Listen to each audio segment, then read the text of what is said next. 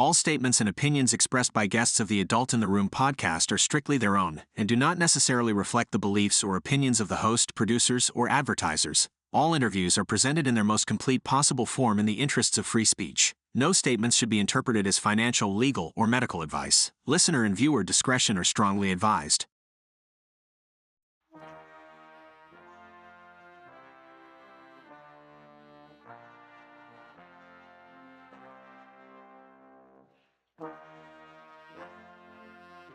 It's the Adult in the Room podcast with Victoria Taft. That's me. Good day to you, Victoria Taft on the Adult in the Room podcast. How are you doing?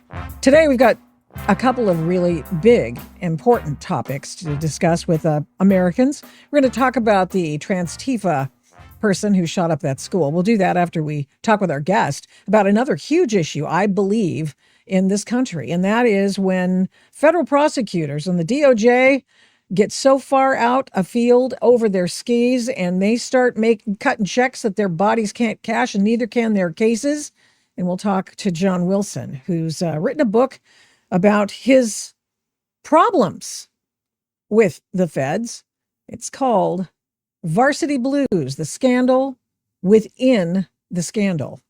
And he would know because he was in the middle of this disastrous operation by the DOJ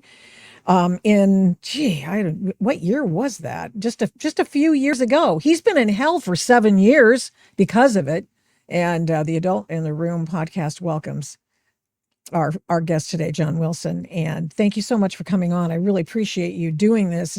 And I know it's not fun, really, to talk about this kind of a terrible thing that befell your family. And we really appreciate you doing that because I know it's just left you spent emotionally and economically and everything else. How are you today? Where do we find you? I'm doing fine. I'm in Cape Cod at our home in Hyannis in Cape Cod. Lovely. That is lovely. And so you're living the life as best you can in a beautiful setting. I'm glad. And you are a person in finance. But can you tell me how you got into what happened? How is it that the feds targeted you for an operation against parents who paid people to get their kids into college? And could you include what the hell was this crime anyway? I've always wondered about this Operation Varsity Blues. And it seems to me, I'm like, is this a victimless crime? I'm trying to figure out who the victims were and who the perpetrators were. Talk to me about the first time they come knocking on your door and what you were charged with. Sure. That was a very frightening story in itself. I'd never been charged with a crime or arrested in my life. So you can imagine my shock when I got off an airplane in Houston, Texas, going to meet a client, and getting off the plane, 2 FBI agents arrest me in the airport, handcuff me, push me against the wall, and tell me I'm under arrest for honest services fraud. I was shocked. When I asked them, I said, "What is that? What does it even mean?" I was even more surprised. What they said to me, that mean? "We don't know. We've never heard of it before." The FBI agents arresting me didn't even know what they were arresting me for. That's how crazy this crime is, right? It was just shocking.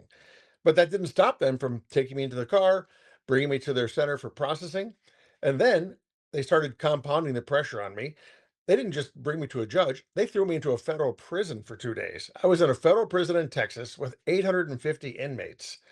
And they bring me to this prison, they hand me off to these prison guards, and then I'm now walking with shackles around my legs and handcuffs.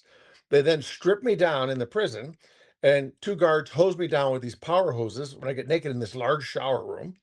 And then they give Right. me a jumpsuit. And before they put me into the cell block, my cell block had about 60 or 80 people in it. It's like you see in the movies. It's a 2-story cell block with a guard booth on the end with big plexiglass windows so they can observe.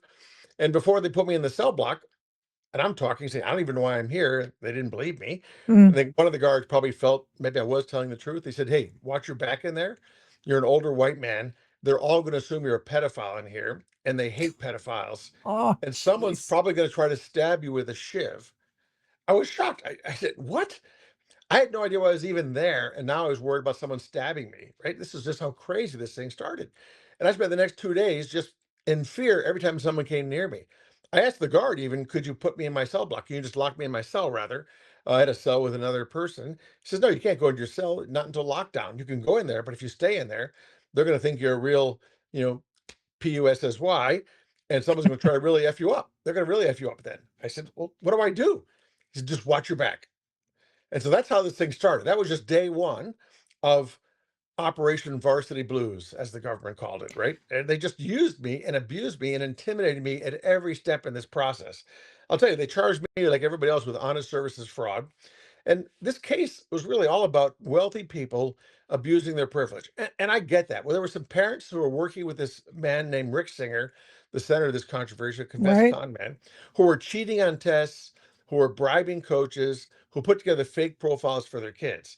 And that's wrong. Is it a federal felony? I don't think so, but it's wrong. And maybe it's a crime to put in a cheating on a test. But I didn't do any of those things. And Uh-huh. yet I was wrapped up in this case because they needed me. The Boston prosecutors needed me for the Boston venue. So if you step way back, there were 3,000 clients that Singer had across the country. No, not across the country. They were all in California. A few were sprinkled in other states. I was the only one of 3,000 clients in Massachusetts. It turns out that Massachusetts prosecutors found this case from a random tip from someone in Connecticut. And once they saw there were famous celebrities involved, like Lori Loughlin and Felicity Huffman, they Right. knew this would be a high profile case that could really boost their careers. So they wanted this case desperately. They really wanted it. And so they needed to do two things to get the case because everybody was in California. Singer was in California. The college were in California. 95% of the parents were all in California. So the case should have been held in California.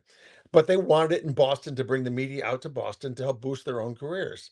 And so they needed to be able to say there was a conspiracy amongst the parents, which was totally false, but they could claim that with the judge. It got overturned at the appeals court level. They said there's no conspiracy amongst the parents here. And then they needed to have one person in the conspiracy who was based in Boston, and that was me. And so that's why they charged me. I was literally the only person out of 3,000 clients that lived in Boston. And it didn't matter that my facts were totally different than all the other parents' facts. They needed to charge me to bring this case to Boston so the media spotlights that could boost their careers would stay focused on them instead of having the case moved to California with some other prosecutors. And I that's mean, how personal motives can really affect your whole life this way. um, yeah, we are just watching some B-roll of the prosecutors, and they're holding court with the presser that they gave on your case and the others. And so you saw very shortly after you were dragged in kicking and screaming that they were putting the pressure on you to do what? What did they want you to do once you got into federal custody? I mean, They wanted me to plead guilty, and they did mhm, everything they could possibly to plead guilty. So you have to step back. My case was completely different than these other cases. mhm, These other parents confessed to cheating on tests and bribing. We didn't do any of that. My daughters, for example, I had twin daughters. They got a perfect score in the ACT and a 99 percentile. To put that in perspective, fewer than 4,800 kids out of 1.8 million get a perfect score, right? They didn't cheat and they were never accused of cheating. They got a perfect score and a top 99% score. They were really smart. My son had a 93. My son played water polo for 6 years at the national level and he swam for 10 years. He was a member of the USC team. He joined the team and played on the team. His verified swim times prove he's one of the fastest players. So we didn't cheat. My kids were all highly qualified. All my donations went to the school, didn't go to anybody personally. And I got a receipt from USC for my donations. And they said, that's a bribe. I said, what? The judge in the trial that they handpicked declared to the jury that giving a donation to a school can be considered a bribe to the coach. First time in history. Now, mhm. we got convicted because of those jury instructions, but that got overturned, thank God, by the appeals court. But they Oh, did everything possible to try to get me to plead guilty. so they were pressuring you, and they 9 wanted. felony charges. They charged me 180 years of prison time. 9 felony charges for making a donation. And they did that every month. They would add on more charges every 3 months, add on more charges. And they said, if you don't plead guilty now, we're going to add on more. And at the end, I said, look, you can charge me trying to assassinate President Kennedy.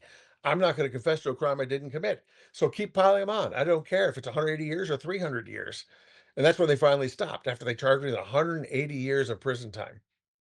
Did you ever learn during this process if anything that was done at these private institutions, at least, Harvard, private, Stanford, private, USC, USC private, private. right? What the, what are the federal prosecutors doing there? Did these supposed dupes and victims call the federal prosecutors to come and get the person they've been doing business with for years?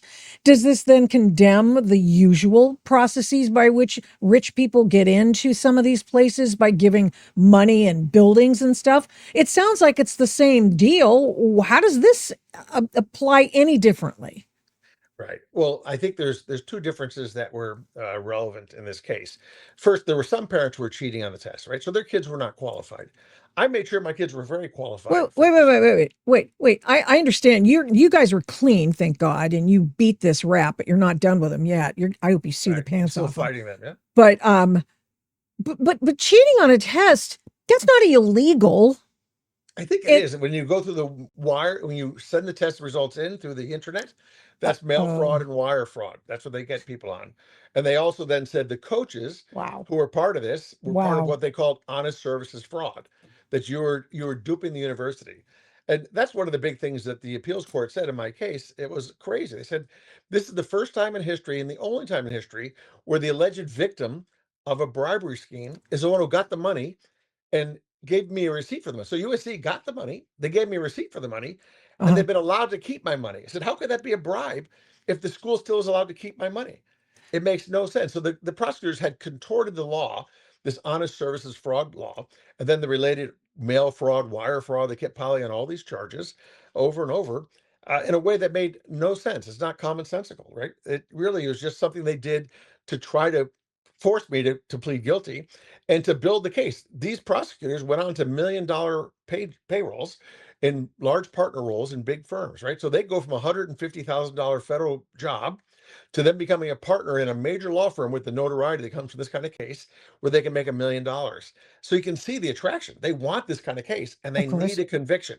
They need a conviction under any circumstances. Even if you're innocent, it doesn't matter. So they railroaded through this trial process that was outrageous. And I'm just shocked that they were able to do it. And they were able to do it in large part because they handpicked a judge. They judge shopped for the oldest judge in America, the oldest Oh, federal judge in shocker. America, 87 years old, who approved all of their motions 98.3% of the time. He made Joe Biden look young. That guy wasn't on senior status yet. He He was wasn't still even on on the senior bench. status. He was on full-time status, the oldest Wow. full-time judge in America, and he approved their motions 98.3% of the time. So I'll tell you the kind of things he blocked. He blocked my evidence in my trial 660 times. So my daughter's perfect ACT score, not allowed in. What? This is a certified ACT test score. He said it's not admissible into a trial about college admissions, right? My Hmm. son's certified swim time that proved he's one of the fastest on USC, his own high school water polo coach couldn't bring that in because he wasn't the swimming coach and he didn't witness it. They had these crazy arguments, the prosecutors against bringing my evidence in. And then we had all this evidence about USC doing this all the time. You asked the question earlier, are Yeah. colleges doing this? Colleges are doing this all the time. Yeah. They've got about 10 categories they've been doing for decades where they have either donor families or they have political VIPs or they have legacy people, they have faculty children, they have athletes. Many colleges have many categories where they give a bump in the admissions process for different characteristics or different, things that people do, whether it's a donation, whether that's you have a friend on the board of trustees, you get a referral or recommendation. And this has not been illegal ever. And so this is Yeah. the first time they tried to make this a crime, and the judge defined this as a crime with my jury. Making a donation to a school is a crime. If the judge or the coach gives you a bump in the admissions process, and they called it a quid pro quo, if you get a bump in the admissions process for a qualified kid, I understand maybe if someone was not qualified and they were cheating, that's fraud, but we didn't do that. How was Richard Singer getting away with this for so many years, but cheating for some students, not for others, and He that was a sort of very thing? knowledgeable con man. He was an expert, right? So he conned even the FBI in this case. The FBI said they trusted him Ha in the ha! beginning. So I he was a wondered very about skilled. that. He's a very skilled con man, right? So this is what he did, and it's kind of evil genius in some ways, kind of thing. He had a legitimate business where he had 99% of his clients were legitimate. They said, right? They called them wholesome accounts, and dark side accounts. That's Hmm. one of his colleagues said that. So he had literally 3,000 parents, and he only had 30 parents who were charged here, right? So only 1% of his clients were charged with a crime. So 99% of his clients were innocent people like me. And he did real services. So he had a whole company that had many tutors that could help tutor your kids for, taking the SAT or the ACT tests. He had real charity work that he did. I would take my son to Sacramento to do volunteer work and community service. And he knew a lot about all these schools. He was incredibly knowledgeable. He was like an encyclopedia. He knew about all the colleges, but he also knew about my son and all of the high school teams in the country that played water polo. My son was a water polo player for Stanford Club, and he knew all the top 10 schools. So he had a very good knowledge base, and he did real legitimate services, and he networked through some of the most powerful institutions in the world. So what he did is he networked through Goldman Sachs, in my case. He Hmm. worked with Goldman Sachs for years and got many of their clients. And so my Goldman Sachs advisor that I knew for 10 years called me up when my son turned to be a freshman and said, we've got this great resource, this guy named Rick Singer, who's done consulting for many, many people, including Steve Jobs. He had many famous clients. So you have Goldman Sachs call you up and say, here's this great guy. He runs the biggest company on the West Coast, helping parents and families figure out what school is the best fit for their child. He does all kinds of tutoring for your child to get better on, SAT tests and so forth. Mm. And he's doing work with some of the most famous people in the world. So you trust him. And he worked with us for 7 years. So I trusted him. He did real stuff for 7 years, tutoring and that kind of thing for my son and then later my daughter. So we had no reason not to trust him. I only spent a little bit of time with him, right? Uh-huh. So he came highly recommended and he was doing legitimate services for my kids. So I thought, this is great. There And I was donated it through his company. That's it. You donated to his company, and then he in Through his turn gave company. And then he gave it to through, USC, right? and Exactly. you got the receipt I for got the the receipt. donation. Right. And the reason he said you should do that through him is that you then don't get hounded for more donations. I know when I've given money in the Yeah. past, I've given a lot of money. Once you get on their list directly, they just call you and call you and call you for more donations. He said, look, give it through my foundation. I'll get a check. You'll be CC'd in the memo section of the check, but it won't be in your name. It'll be for my company's name or he had a foundation, my foundation's name. It was like the United Way of giving, he said. We'll be the Mm. United Way for college giving. That's what he said. They were the United Way for college giving. You donate to my foundation will give to the school you pick, and then you'll get a receipt from the school. That's So what I was doing. who's on the take at the school then? The coaches, right? The coaches and the I don't think so. AD Some and of them may have been. I don't think they were. They did this as a fundraising. So you look at people like USC, they used walk-on candidates as a major fundraising vehicle. So at USC, for example, they had about 300 athletes admitted every year through a process called Subco. And that was a subcommittee of the admissions committee. And about 40% of those candidates were what they called walk-ons. Mhm. Scholarship kids were recruits at the highest level, right, for a Division I school. Walk-ons were kids who played the sport at varying degrees and could be, for lack of a better phrase, a practice player who could develop over time to be a starter. And so they had lots of walk-on spots at these different schools. And so the schools sometimes would use those walk-on spots as a great way to develop money. So if you made a donation commitment, we met with the school, they would say, you make a donation commitment. If your kid gets in, then we'll put you through the admissions process for athletes, the subco.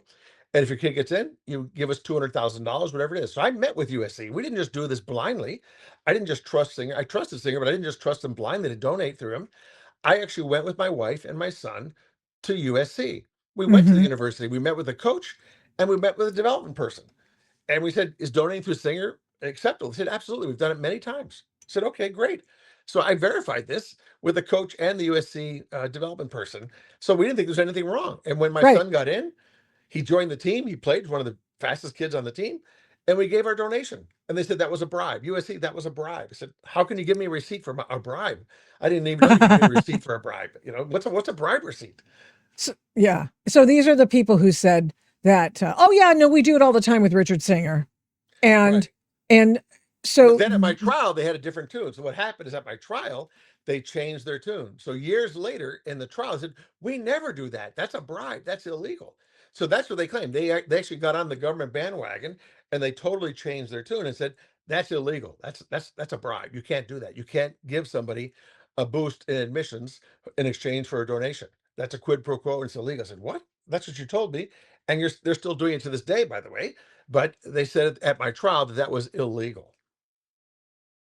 So you got these prosecutorial peacocks strutting around in Boston who are trying to make a name for themselves so they get the big ticket, the golden ticket at a law firm when they leave the government's service.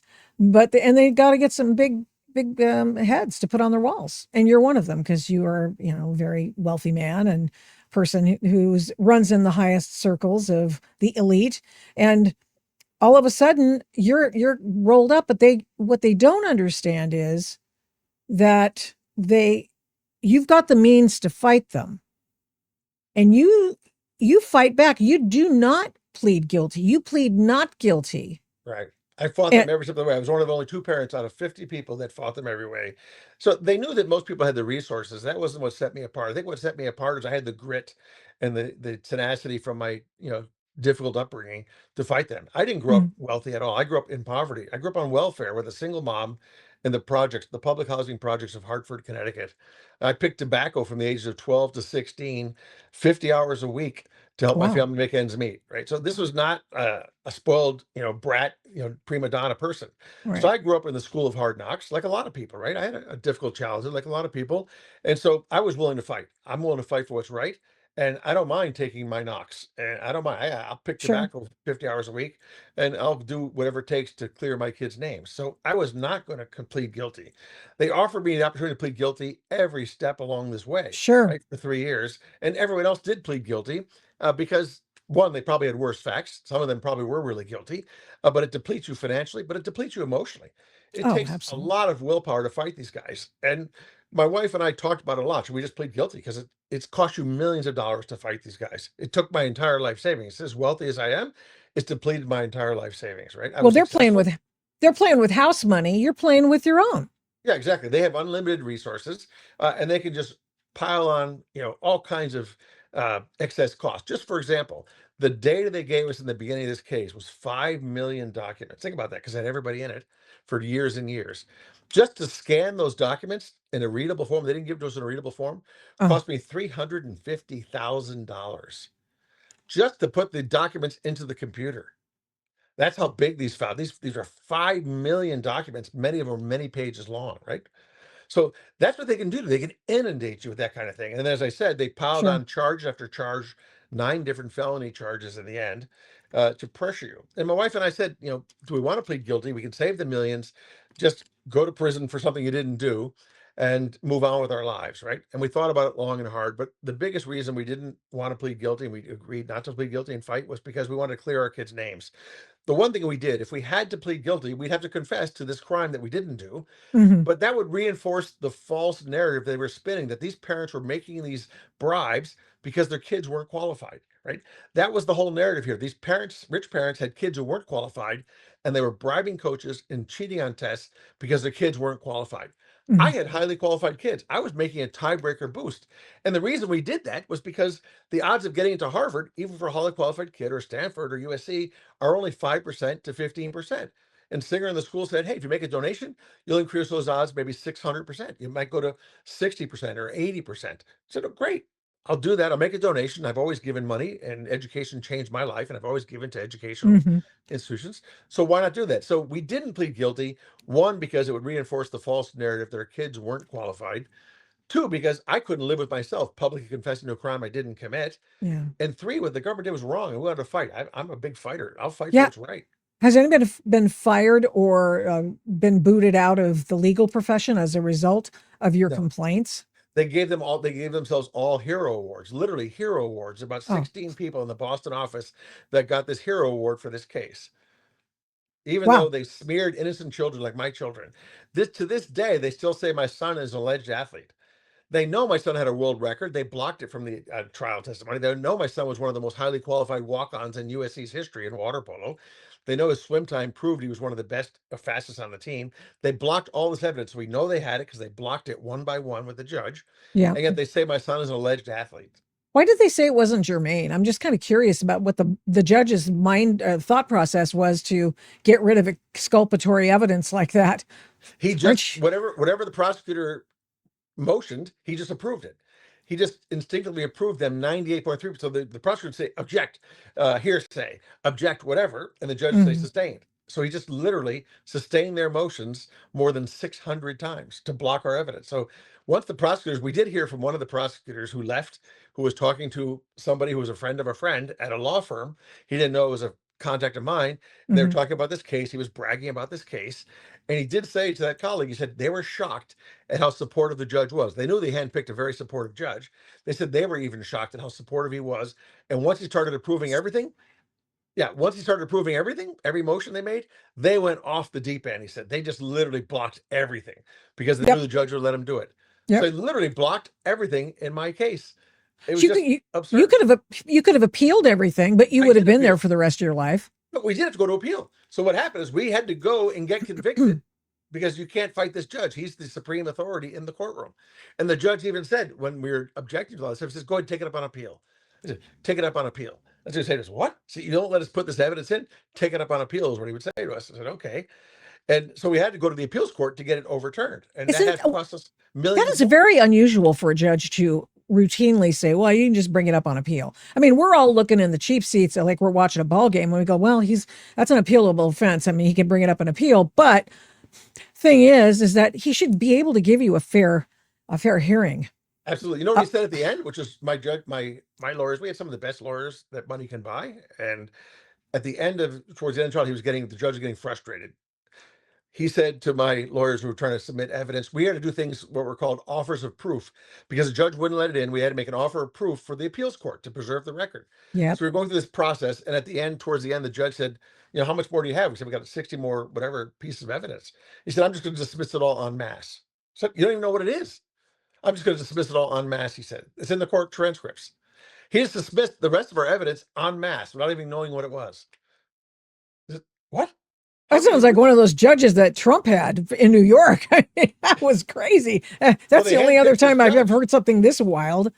They I'm begging your handpicked pardon. this judge. And the way they did that, the judge shopping they could do, it's also crazy. So they used me for the venue for Boston. And then within the Yes. Boston venue, what they did, they sprinkled there were 50 defendants, if you recall.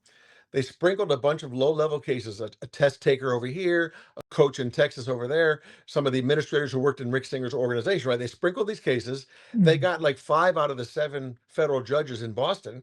And when they got the judge they wanted, this fellow who's now 87 years old, they stopped. And then they amended his docket and said, now we're going to make this all one giant conspiracy. And we're going to put all the parents on this judge's docket. So they changed my charges and made this a giant conspiracy. So they picked the judge they wanted. They literally got to pick them by hand. And then they put everybody on that judge's docket. And that's how they were able to get all the parents into this one judge. And so we had literally like 33 cases with this one judge who was basically a rubber stamp for the prosecutors. Were you the only person who didn't do anything wrong? I don't know. I can't say for sure. What I saw a lot of the other parents, there were definitely guilty acts, right? I heard every other parent agreeing to a lie. And Singer had these ruses that he would do with the FBI. He would say, hey, I'm being investigated by the USC athletic team or athletic committee. And, your son or your daughter was X or Y, but they really weren't. And so when they call you, you got to lie to help me. And they would say, yeah, on the phone, right? And he would do that kind of thing in the text. He'd say, the IRS is auditing my foundation. It's all Mm. fake and I'm bribing. And they would say, yeah, I'll support you, right? So these parents and the other parents were cheating. We cheated on this test. We got you a whatever. And they would say, yeah. So he got everybody to say that. The only things he got me to say were, I would almost call them, double entendres. So the worst thing I said when Singer said to me, are you okay if we give a check to the coach? I said, yeah. We'd given a check to the coach before at USC. It was a check made out to USC. And we gave it to the coach because you got to give the check to somebody. You don't just throw it in the water. And so he said, are you okay if we give a check to the coach? I say, fine. But in my mind, that was a check made out to USC. It wasn't a bribe. It wasn't made out to the coach's personal bank account. And it was made out to USC, and we got a receipt for it. But when Hmm. you hear 30 other parents, and the way they did this at the trial, saying, we're going to bribe the coach, we're going to bribe the coach, we're going to bribe the coach, et cetera, et cetera, et cetera. And then they hear my phone call saying, are you okay if we give a check to the coach? The jury thinks I'm bribing the coach when it was just an innocent check to the coach made out to USC. So your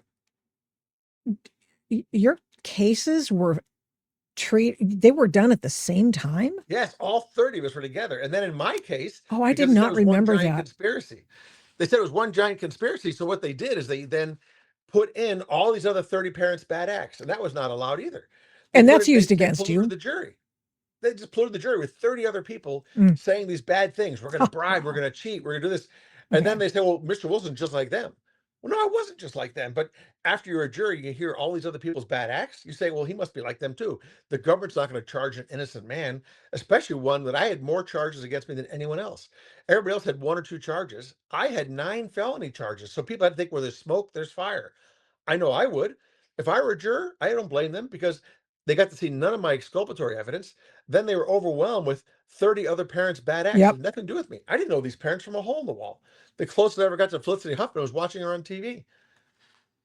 So you couldn't sever your cases. They wouldn't We let you tried do to that sever them, because it but the was a judge, grand. of course, would never let us sever them. I They see. handpicked the judge who wouldn't let us sever them. So we were stuck with What all a these 30 other parents. Well, what a travesty. First of all, they pick a venue that you're the only guy who lives there. Everyone else is in California. So all Yeah, those 300 Hollywood people had to people, fly back and forth. 300 people had to fly back and forth 6 hours each way. Prosecutors and witnesses and USC people and defendants and lawyers. Yeah, 300 people versus me flying to California if they had it in California, right? right. Just to let these peacocks do their thing and strut their stuff. Yeah. I bet you don't miss these guys, do you? No, and I understand their motivations. I've worked in large organizations, and I don't think everybody in federal government is bad. I think most people are hardworking and honest people, but I think there can be a few bad apples. And unfortunately, in the prosecutorial system, the bad apples can rise to the top because they can cut corners, they can run roughshod over the justice, and they can weaponize justice for their own purposes, whether it's political purposes, like you see with President Trump, or whether it's for their own personal vendettas, or whether it's for their own career, like in my case. Yeah. They can actually use and weaponize the system of justice for their own purposes, and that's a risk and a bad thing in society. When they can handpick the only check and balance on that prosecutor is a judge. When they can also handpick a judge, the car goes off the road. It can literally create absolute power in the form of tyranny with those prosecutors because there's no check and balance. So if you get a corrupt prosecutor who handpicks their own judge, they can write their own ticket, and you're just going to be roadkill. I know that it's not nice. I know it's unethical. I know it's cheating to pretend you're on a team or pay some guy under the table to take a test. I get all that.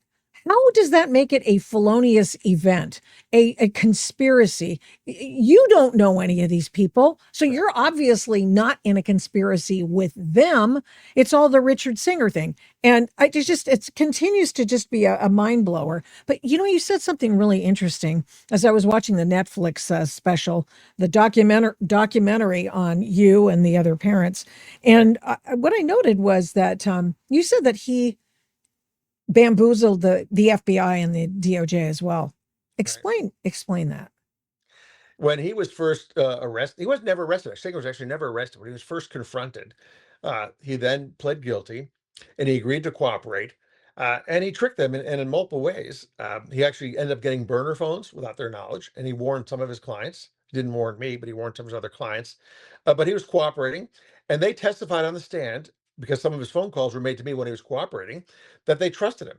So the FBI agent on the stand said that they trusted Singer in the beginning. And so, for example, there was a very important phone call that was made to me, the very first phone call when he was cooperating, and they didn't record it. It was a very exculpatory phone call. They never recorded it. It's Or unbelievable. did they lose the recording? You know how They that lost it if happens. they did record it, right? Mm-hmm. It was very exculpatory. I remember it very clearly. I was on the call. My daughters were on the call. My wife was on the call. Uh, and then they say, because they weren't on the call, they said Singer just said it was my daughter, so it didn't need to be recorded. But that's not the case. FBI rules don't allow them. He was making this call from their own offices. Singer was sitting in the FBI offices with 6 prosecutors and FBI agents, and they all said they left the room when he made this call. He had set this call up 3 days before while he was in their room with them too. And they said they all left the room for the entire time he was on this call with us, and they That's didn't nuts. record it. That's It's just nonsense. it's not possible that it happened that way, but that's what they say. And they say we trusted Singer because Singer told us that it wasn't with Mr. Wilson, just with the daughters. How can that be? This is the introductory call for my daughters, right? How Mhm. would I introduce my daughters and not be on the call to introduce them? My Well, wife and I. you It's don't like, you don't seem like a guy who would delegate something like this they're to his 16 years daughters, old. I'm not going to say, right? and Singer's 55. Oh, just have a FaceTime call with this guy, Rick Singer, and introduce yourselves. There's no way in hell I would do that with my So, vulnerable daughters. where did your daughters end up going? We don't want to say they went to very good schools, but we don't Okay. say to protect their privacy. Yeah. Okay. My I son finished understand. up at USC, Hmm. and did very well. He got a 3.0 in his economics degree, so economics major. So he was Good. talented as well, but he struggles because of the his entire identity was tied up in athletics. He spent 10 years working for probably $700 a year round, competing on 3 different teams year round, and for the government to call you an alleged athlete. And people who knew him knew that wasn't true, but people in the social, media circles, you Sure. know, just destroyed him, the trolls. And so Hmm. the most difficult thing for this for your kids is, social media and the internet makes their scars both deep and permanent. Yeah. And it's just hard to walk away from that. So they've been devastated. My daughters, think of my poor daughters, they were 16 years old, right? 16 vulnerable teenage Mm. girls, and having the federal government say you're unqualified and that you cheated, right? And when they know it's not true, it's just horrific. And how do you defend yourself as a 16-year-old girl against the federal government claiming that you're unqualified and your dad cheated because you're unqualified? A few minutes ago, I showed the op-ed that Harvey Silverglade had written in the Wall Street Journal, how Varsity Blues swept up an innocent father. Aggressive Boston prosecutors targeted John Wilson, whose children were legitimately accomplished athletes. Of course, Harvey Silverglade is a person known to this podcast audience. We've had Harvey on a couple of times. One time when I wanted to just speak with him about his wonderful book, Three Felonies a Day, Yeah. and then after, when I discussed this with him, I found out he was John Eastman's attorney. And you want to talk about somebody who was just a victim as well? It was John Eastman. So, did you have any interactions with Harvey besides this op-ed, or did you know him? Or No, I didn't know Harvey at all. So Harvey took an Mhm. interest in my case. It was fantastic. I think he reached out to my lawyers first and talked to them about my case. And Uh-huh. so he was very helpful. And I didn't pay him anything for this stuff. He's not my lawyer, but he was Right. just interested in doing what's right. And he saw this case because he's based in Boston, he's based in Cambridge. And he saw this case. It was a high profile case. And he saw the facts and he said, this is just outrageous. And he likes to try to tackle, I think, lightning rod kinds of cases like this where Yeah. there's an injustice. And so I was just happened to be lucky to get his attention and his support. And he's been a wonderful resource. Now I've met him after he wrote this article. I went to meet him, He's a wanted to good meet him in guy. person and thank this guy. He's a Mm. wonderful man, He's a good and guy. and incredibly smart and highly ethical and highly motivated. So he Right. was trying to help me just out of the sheer goodness of his own heart and to do what's right for society. So I admire Harvey and I'm very appreciative. But He's good. he was He's not my good. lawyer. He just did Uh, this out of truth and justice and the American way, the kind of American old way. No, fashioned old yeah. fashioned values. He and Dershowitz, of course, are besties, and Right. they're thick as thieves. And so, what's cool is that he just calls balls and strikes. He doesn't. What I enjoy is that he doesn't pull punches. He tells you exactly what's on his mind. Sometimes, if I ask a dumb question, he'll be very nice and try not to say, "Victoria, that's a very dumb question." But Right. And other I than that, that's pretty good. I admire his candor, which is fantastic. And I think at this point in his career, he doesn't have to bullshit anybody, right? He No, doesn't have to fluff topics, and he no. can speak his mind, and he's going to speak his mind, and the truth is what motivates him, and doing what's right was what motivates him. And so I admire him, and I'm very appreciative of what he wrote. And I can't think and say enough positive things about him. So you've got your book out, and it's been out for a few months. And let me just show the photo again. Varsity Blues, the scandal within the scandal. The other thing that you've done is you've redoubled your efforts to go after these guys, Yep. and you are trying to fight back on an IRS penalty, which a judge essentially threw out. But the other thing is that you're going after Netflix too, and you've Netflix come. and USC, right? Yes, Right. get them. I'm a fighter. I'll fight to my last penny and my last breath, defending my kids and to try and do what's right here. What they did was so outrageous. And the tax conviction I'm fighting, it's a $1,400 difference on my tax return. Yeah. I deducted it on the wrong line. I overpaid my taxes by 120,000 that year, and the government acknowledges that. I had the wrong state on my tax return. I was working in Europe and living in Europe. I had Price Waterhouse and Goldman Sachs doing my taxes. I didn't even read them, and maybe I should. I didn't read them. I just DocuSign them. I trusted Hmm. them. But that doesn't matter. Once you DocuSign it, you're responsible for everything in there. And if you put something on the wrong line, that can be a federal felony, even if it's $1,400. Like, are you kidding? That's what they can do. They can stick you with that kind of thing. So I'm still looking to fight that. But we're also after USC and Netflix. And Netflix was probably the most egregious thing because Netflix came out with a movie that focused on me before my trial even happened. And they poisoned the jury pool. I'll never forget. If you've seen the movie, you see Yeah, you how didn't look real good in that movie. it was horrible. They just No. painted me as the worst of the worst. And they did that by splicing my quotes with other people's bad acts. Because none of the allegations that I did were wrong. I did nothing wrong, but these other people are cheating and bribing and doing all this stuff. And they're taking pictures of kids standing in the shallow end of the pool. We didn't do any of those things, Mm. but they have my voice and then they cut to somebody else. And so they can use with filmmaking techniques, they can use my out of context sound bites to make me sound bad when they put it with a picture of somebody else doing something bad. And Hmm. so they did that, but they were warned in advance. We gave them, because they announced this movie, we gave them a 550-page warning letter from my lawyers that had all of the exculpatory facts, all the facts in my case that were proving my innocence. Right? We had all those facts. I also voluntarily took a polygraph test for 2 days with the Wow. head of the FBI polygraph division and the head of the CIA polygraph division as a separate independent quality control. These guys were the best in the entire world in polygraphs. I spent 2 days with them. I passed all of their tests with flying colors. We gave Netflix all of that information before.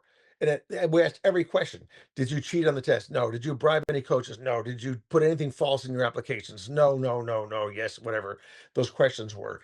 Passed them all. Netflix had all of that and they ignored it all and just railroaded me through their movie because they wanted me for what I was mentioning was a trip to Versailles. And they said, this is the epitome of excess and Oh wealth yeah. because I was going to have a birthday party at Versailles. You can rent out a room at Versailles, by the way, for $80,000. Mm-hmm. Every 10 years, I have a big birthday party. So I was going to spend $80,000 renting out a room there. That made me the icon for evil and excess. Oh, And they made a big deal of that in the movie and the fake documentary. But and I was going to ask you, and I so thought, we're well, suing that's them, and we tacky. won. We won the first round, which is great. We won the motion to dismiss in Good. Superior Court, Massachusetts, and now we're getting discovery, and we're getting fantastic materials in discovery. And you're seeing how they used me and abused me on deliberately in this process. They didn't do any fact checking on me. They did fact checking on all the other parents they were putting in there, and they literally put me in with 10 other parents who all pled guilty. It's like, wait a minute, you have all these parents who pled guilty. Why'd you put in one parent who didn't plead guilty? Yep. And to add insult to injury, they've never updated the movie. Even after I got all my charges overturned for that related to Varsity Blues, they never even updated the movie and said, well, by the way, Mr. Wilson was exonerated by the appeals court on all the Varsity Blues. I got this one tax thing, for $1,400. They didn't even update their movie, and it's still playing to No, millions of people out there. I just watched it today, and what they say is you pleaded not guilty. That's all they That's say all they about you. say. They don't say I won in the appeals court and all the things overturned. They don't say that I took a polygraph test. And you know what they also did, which is just really shocking to me, is a lot of parents who are accused of putting in these fake profiles of Right. taking a Photoshop picture of their kid, like sitting on a rowing machine and then putting them in a Sure. boat. Like Or Lori Laughlin's in the case kids. of my son, in the beginning, they have a picture of a kid standing in the shallow end of a pool with a water polo ball, a little scrawny kid, and then they Photoshop that. My kid was a real water polo player, right? So they put those kind of things in there. What they did, Netflix, they took my son's actual photo playing water polo that was in the government records, and they photoshopped it, made it so blurry you couldn't see his muscles, you couldn't see he was a real athlete. So they did just what they accused the parents of. They took a Photoshop version of a real photo to serve their own purposes. In the case, all these parents were making the kids look better. And in Netflix, they made my son deliberately look worse and made him so blurry you couldn't see he was muscular in the Oh. movie. So they took my son's actual photo and blurred him down through photoshopping so you couldn't see that he was a real athlete. You're accused wrongly. They stack the deck against you. You are found guilty. You appeal. You are exonerated. But in the meantime, they made a movie about you before your trial even came up and designated you as a bad actor. What are you suing them for? We're suing them for defamation because they Defamation. smeared me before the fact. And I got to tell you, when you watch that movie, you come away very certain that I did, everything that everybody did wrong. And we did some focus groups on this. Very interesting. So when people watch the movie, they're absolutely convinced that I cheated, I bribed, my kids weren't qualified, they were all fake athletes, etc. Right? They're absolutely convinced. That's the impression you get from the movie. Wow. And then when we show the focus group, this is very interesting. We show the focus group, Mr. Wilson's, kids, they didn't cheat on the test, and his daughter's got a perfect score and a near 99 percentile score. Does that change your view of the movie? You know what they say? No, Mr. Wilson's an idiot. He didn't believe his kids were good enough to get their own score, so he bribed somebody to cheat. So they still believed I cheated and I bribed, even though they told them we didn't bribe, that we didn't cheat. They got a real test, but they still believed the movie more than the facts we share with them afterwards. And then when we finally said to them, you know, here's a picture of Mr. Wilson's son playing water polo, and you see this big muscular kid leaping out of the water, and he really did join the USC team. Here's a picture of the USC team, and he played on the USC team. And here's his swim time. He was really one of the fastest players on the team. Only then did they say, wait, really? Then this is not a documentary. This is all fake. And that's when they concluded it was fake, right? But it took that much evidence to convince them. And I'll never forget that when we did a focus group before my trial, Wow. a couple of parents who'd seen the movie, you know what they said? They said, these parents are worse than Hitler. They said, I was worse than Hitler because I had murdered every child in America's dreams for college. That's what they said. I had murdered every child in America's dream for college. Yep. That's what I said. So that's how it poisoned the jury pool. Think about that. Oh, Right? absolutely. You're It was sitting around George mirror. Floyd. Wasn't Yeah, it you're around sitting- the George Floyd time? Yeah, it was. You're sitting behind a two-way mirror, and you're listening to these parents being interviewed about and saying, you know, what do you think about these parents? And even though we didn't cheat, we didn't bribe, I made a donation to a school with my own hard-earned money to give my kid a tiebreaker boost in admissions. The school verified this was fine, and we did what they told us was fine. We followed the school's rules, and yet now all of a sudden I was worse than Hitler. I said, really? How Wow. can that be? But that's how much a film like Netflix and the prosecutors whipping up the anti 1%, you know, wealthy people gone wild. Now, everybody presumed I was born wealthy, as I mentioned. I wasn't born wealthy. I earned every penny I have, every penny I had. It's all gone now. The old-fashioned way through hard work and sweat and, you know, a strong education. So it's kind of crazy for them to think that, you know, they could use me in their movie the way they did without consequences. So I'm going after them. And we're You're also going going after at USC. USC and Netflix. They Those could defrauded us. potentially. I beg your pardon? USC defrauded us because they told us at the school that this was all fine, but then at my trial they said, no, this is all an illegal bribe. So that meant that everybody back in 2014 was lying to us and defrauded us. And so that's the basis for the statute of limitations that we're pursuing. Now that's a tricky argument. They're saying the statute of limitations, the judge said that that should have been started when you were first arrested. We said, no, when I was arrested, I didn't think I did anything wrong. I was innocent. And so we've lost the first round, but now we're appealing that at USC because we did not get notice when we were arrested, when I was arrested, because I didn't do anything wrong. I wasn't aware of doing anything wrong. They said, you knew what you did was wrong. I didn't know what I did was wrong. I thought what I did was right. I only learned at my trial when the government and the USC people said, oh, that's wrong. You can't make a donation to the school and get on a team and get help on getting on the team. That's a bribe. That's what they said. That's a bribe. What? Forgive my ignorance, but what year was your trial again? The trial was in 2021. Okay. So you're part of a quote unquote conspiracy, but you don't know you're part of a conspiracy because you don't actually know anybody else involved in this quote unquote And we followed all conspiracy. the rules and had kids who really were talented and qualified. And And then made a donation and got a receipt. in the statute of limitations on a conspiracy, we learned is 10 years. So on a conspiracy, but that's on with respect to USC, we're calling it's fraud. It's not necessarily a conspiracy to commit fraud, but maybe I see. Maybe fraud is a statute, I think, of 3 years, and we learned that we're saying in 2021. Once we filed that in 2024, but I don't know if conspiracy to commit fraud. Maybe that's a different angle. I don't know. I don't know. I mean, I'm sure you got really great attorneys. You were working on basically. Now I'm working on contingency because I've spent all my money. So I've got law firms working on contingency for both Netflix and USC. Right. So when do you expect that to go to court? I mean, Netflix will probably go to court next year. They drag it on. That's what they typically do. And they don't usually settle until right before court or right at court. But I want to go to court. I want to get the facts out there. I want to clear my kids' names. Yeah. You know, for me, this is much, you know, I'm very old now. I'm, you know, past my prime. I've got whatever years left. But for my children, you know, they're in their 20s. They've got 50 to 70 years ahead of them. And they have to live with this stigma and this false allegations and false accusations. And it's just so despicable that people who are supposed to protect innocent children, like federal prosecutors, can just go the opposite way and deliberately smear them with false statements to try to pressure me to plead guilty and to try to make a case against me. To call my daughters unqualified, to call my son a fake athlete or an alleged athlete when they know the truth, that's just despicable. Yeah. Wow. You win. You won the the big case. I mean, in against the feds, but at what cost? I mean, Yeah, and where do you go when you win to get your reputation back? There's a that's classic right. expression that way, right? So they've Shoot, destroyed my Ray reputation. Donovan. They've destroyed Ray Donovan. Exactly. So you look at those kind of things and you say, I'm willing to fight. I'm a fighter. I fought my whole life. I fought to get out of poverty, and I'll fight for my children to make sure their futures are as positive as I can make them. Hmm. And I'll fight to my last breath against both SC and Netflix and the government. We're still going after the government in a couple of ways. Oh We yeah. hope to get new evidence. We hope to get new evidence to be able to reopen or do a quorum nobis. It's called motion as well. And as we're doing discovery on Netflix, we're getting more and more very helpful information. I'll share more Oh, on that when it's out there in the public, but oh, we're getting okay. some very in discovery in this process is opening up a lot of interesting doors. And so we're getting some new facts that could be helpful. Good.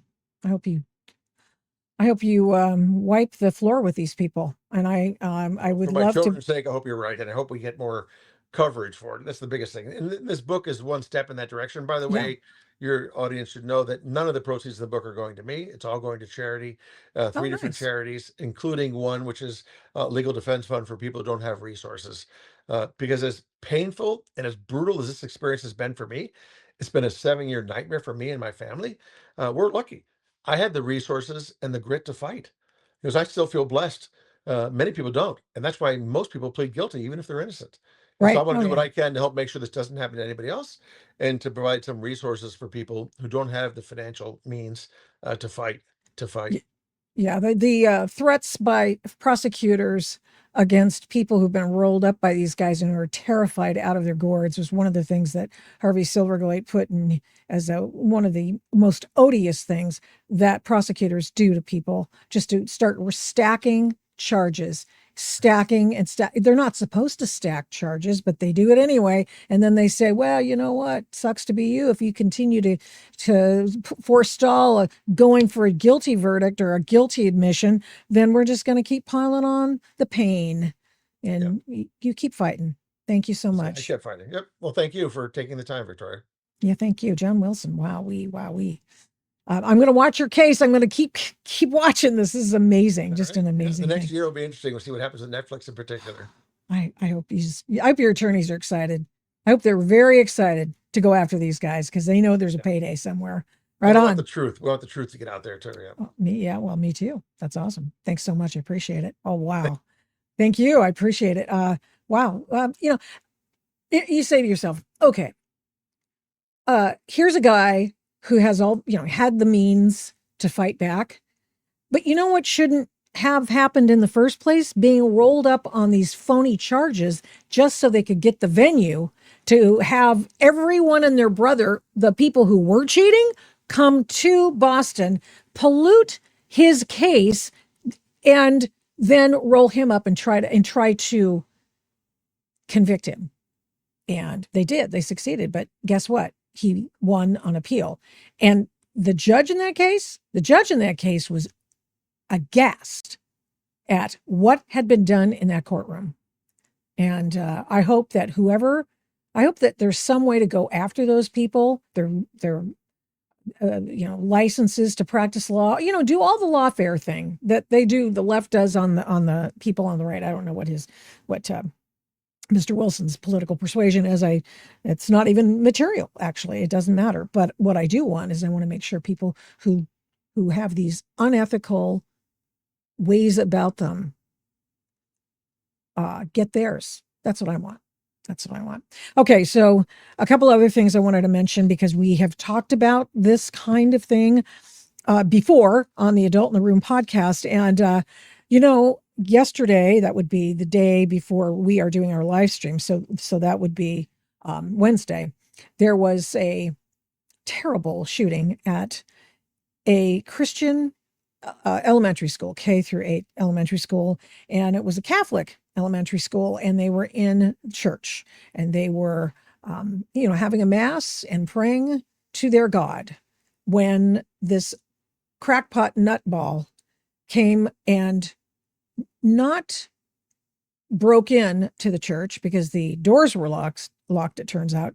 No, what they did was that the killer did was just start shooting through the windows and breaking out of course, the stained glass windows, because, we have to make it very symbolic for this horrible person. And then he was able to wound 20 people, and 2 of the children, an 8 and 10-year-old, were killed in this. And of course, very shortly thereafter, we got word that the shooter was a trans confused individual and a person who is confused about their sexuality. I wrote about it last night. Let me just share my screen. Here we go. And the reason I'm sharing this is because it's an important story. As long as we're talking about trans killers, a word about the Portland anti-ICE Trantifa thugs. But what I wanted to share with you is the first paragraph of the story. And I'll share with you what more we know about the guy who thought he was a girl and was transitioning into being a girl, or had already transitioned, what he was thinking about his sexuality before he decided to take out his frustrations on everyone else. Now, as long as we're on the subject, I write in PG Media in this story, as long as we're talking about trans killers, a word about Portland's anti-ICE Trantifa thugs.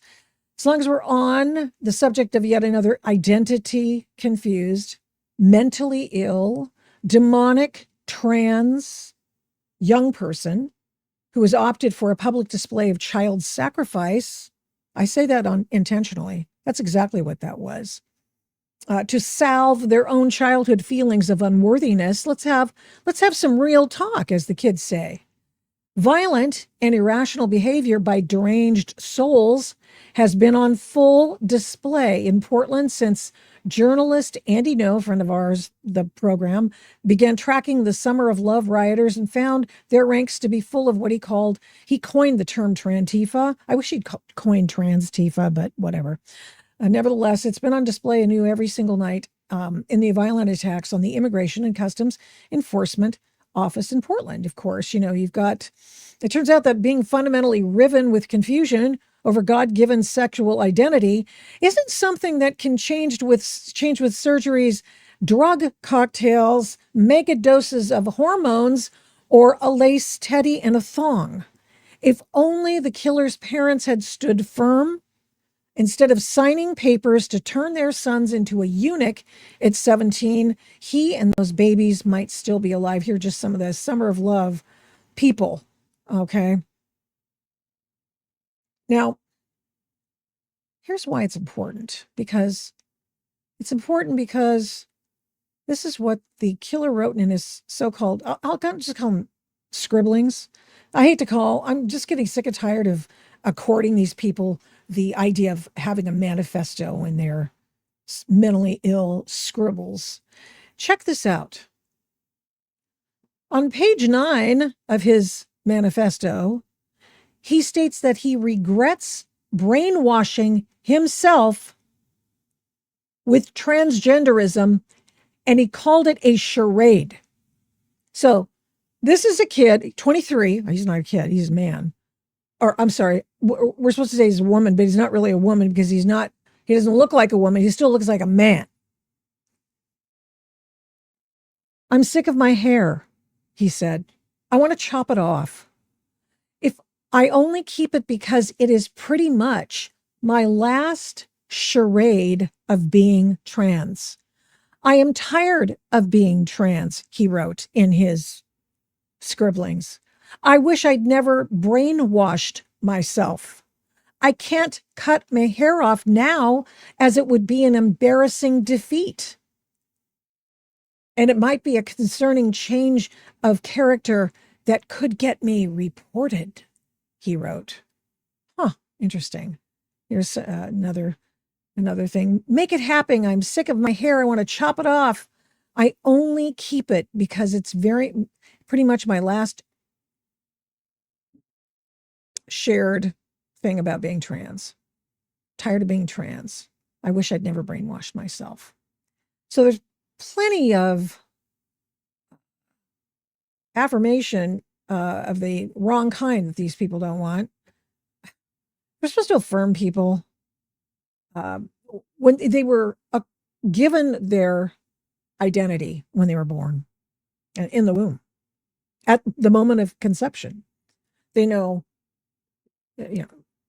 boy, diseases, all kinds of information is known at the very nucleus of a person's body. And a person's body contains all kinds of cells, and each and every cell denotes what sex that person is. You would have to change every single cell of a human body to change a person's sex, and you can't do that. But what have they done in their folly over the past few years? What they have done is they have said, no, we don't want you to have any talk therapy, conversion therapy about being a sexually confused, gender conflicted individual with sexual or gender dysmorphia. We don't want to do that. We don't want to do that. We want you to be confirmed and affirmed in changing your sex, as if you could just do it with a couple of surgeries. And, if you just cut off your penis, if you just take off your breasts, you're going to be a girl or you're going to be a boy. This is folly. It's ridiculous. It's an affront to logic. It's an affront to humanity. And indeed, this is why people don't believe these individuals anymore. We're done with it. I mean, that is one of the reasons why the Trump administration said, no, we're not doing this anymore. You're mutilating people, and you're doing it based on an ideology. So I wanted to play a couple of sound bites for you from a woman who had previously been in the business, and that's what it is, of transitioning children into a gender not the one they were born with, and how she came back out of that and said, I quit. This is a cult. This is an ideology. This is a belief system that's political in nature, that has no consensus in science. And I want you to hear what she has to say. I'm going to bring her on here as I make sure I get it up here. Did I get it? Yeah, here she is. She was on Jesse Waters' show on Fox News last night. Listen to her words. And what happens is they're not getting the mental health care that they need. And instead, everybody is affirming and focusing on the trans identification. This young man was suffering from multiple, probably, delusions, but it becomes really hard for anyone to pull that apart when you have a state that is affirming his delusion that he could somehow become a woman. And his mother. The mother went to the court to get his name changed to Robin. I feel for these parents. So many parents with kids who are experiencing this distress are often also lied to. But you're correct. In this case, it does appear that the family itself had been going along and affirming this belief in this young man. We think that even a social transition in young people basically puts someone on a pathway that is going to lead directly to medicalization and directly to harm. We see trans ideology as violence on the person and as harmful itself. Yeah. So it's violence on a person. Yeah, we know. And yesterday in my story, when I was writing it, I found a tweet or X post message, right? And the X post message was from Rob Bonta, who is the Attorney General of California, talking about how he's going to use taxpayer dollars to affirm and confirm, get in league with Colorado in this case, about gender dysphoric surgeries, and in addition to that, a law, preach for a law to get up to the U.S. Supreme Court. They want to support a law that forbids anyone from having therapy to talk about their sexuality. They call it, so they don't want them to talk through their issues. They want them to get surgery to affirm these cockamamie problems that they're having. Well, here's Reed again. And Reed talks about, hey, there are lots of things wrong with this kind of surgery, not least of which is unethical. Evidence tells us, the scientific evidence is telling us that medically transitioning, socially transitioning young people does not have the benefit and only really has a severe risk profile. These are kids that are they're unstable to begin with. And then we are taking this core instability and this core distress, and we're just layering on top of it more radicalized ideology. Yeah, so I actually participated in medicalizing young people for almost 5 years. And what I saw was that we were harming these kids. They were not getting better. Often their mental health was getting worse. We were tearing apart families. And we also have to recognize that gender ideology tears apart other facets of our society. It tears at sports and families and safety for women and safety for families and kids. And so the ideology as a whole, to me, just became something that I felt like I was participating in harming the exact same patients that my job was supposed to be to protect, to make them better. I was making them worse. Yeah. So it turns out that when you give them mega doses of hormones and they have to be on drugs for the rest of their lives, and they are not allowed to, they can try to participate in sex. What I'm saying is that many times those people have a God-given sexual identity before they start this, where they could enjoy sexual relations that we do enjoy with our spouses. And now they can't because they've been cast off, literally, and chemically castrated. So you can't enjoy that. Now that's ridiculous. But you know what's really annoying, really annoying, and I say annoying, but it's more profound than that, really. At the Portland Antifa ICE protests, where they throw explosives, they have vandalized the building there. They screech. They are keeping people up all night. Remember, a couple of weeks ago, I think we played a video for you, which for whatever reason I can't find at the moment, but played a video for you. And it was a video of a woman who was going, "We, the people, need sleep." And she filed a lawsuit against the city of Portland for their failure to enforce the noise ordinances. And the person in this video that was full of F-bombs and amazing things that Alex would be spending the rest of the day trying to blip, blip, blip, blip, blip.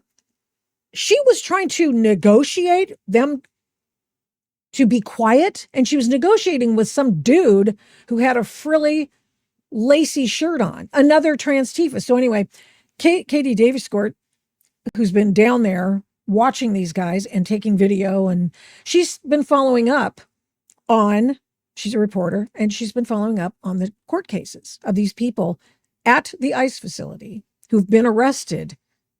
And 99% of them are people who are gender fluid or think of themselves as the opposite sex from which they were born, which means they have mental issues. They have mental issues. And of course, the very first thing the left does, you can't. You got to take guns away from people. Too many guns out there. You know what? How about taking guns from mentally ill people? I thought that was a thing. I thought we were supposed to do that. Isn't that what all those left-wing red flag laws are all about? Just getting people to not be able to get a gun because they're mentally deranged. And of course, all kinds of things wrong with it. I'm just only tongue-in-cheek recommending that these people be red flagged, because I think red flag laws suck and they should go away. We shouldn't even have them. I'm sorry. We'll part company on that. And that's fine. We can agree to disagree on that. But what I am saying is, okay. Why don't you admit that your shock troops in Antifa, Trantifa are mentally ill? Let's start there. And maybe, just maybe, they shouldn't have a gun. That's it. That's what I'm telling you. It's been really interesting spending this hour and plus with you. And get John Wilson's book, the Varsity Blues, the Scandal Within a Scandal. I'm going to read it because you know what I'm going to do? We're going to keep up on this case. We are going to keep up on this case. He's a baller. He's going after Netflix, and he's going back after the feds, and he's going after USC. I'm going to bring the popcorn for this bad boy. This is amazing. So I loved that. Just wanted to keep you updated on, how the left is lying at you. And, they pee on your leg and tell you it's raining. And I'm not buying it. No, not buying it. These people are nuts. They need to be helped. Just like a lot of people on the streets, they need to be helped too. Okay. Till next time, Tuesday. I got a great guest on Tuesday. It's going to be really fun. It's it's not farming. No. It's about farming. It's going to be cool. I'm telling you right now, it's going to be awesome. So have a great weekend. Have a great Labor Day weekend. Enjoy yourself. I always have to work on Labor Days. What's it like to get that day off? See you then. God bless you. Thank you so much for watching and listening to this episode of the Adult in the Room podcast. We do not take you for granted. We appreciate every single person who tunes in every week to listen and watch this program. We're here every Tuesday and Thursday, live streaming on Rumble, and then on every other podcast platform shortly thereafter when we can port it over and get it over there as soon as we can. All the shows can be found at victoriataft.com, where the censorship regime has been banned by me. Follow me on social media at these names: Victoria Taft, the Adult in the Room podcast, and the Victoria Taft Show. Send media inquiries, or any others for that matter, to victoria@victoriataft.com. And here's a big ask. Would you please subscribe, share, like, comment, recommend, and give this program a 5-star rating where you can? We really appreciate it. We do not take that for granted either. Follow my work at, you guessed it, victoriataft.com. PJ Media, I write tons over there. Flamingo Audiobooks, and of course the radio. I don't do this alone. This show is produced and engineered by Overall Media. 1A Cast is responsible for some of the Adult in the Room podcast's imaging. Logo design by Hageman Creative. The Adult in the Room podcast is produced at Flamingo Road Studios. All rights reserved.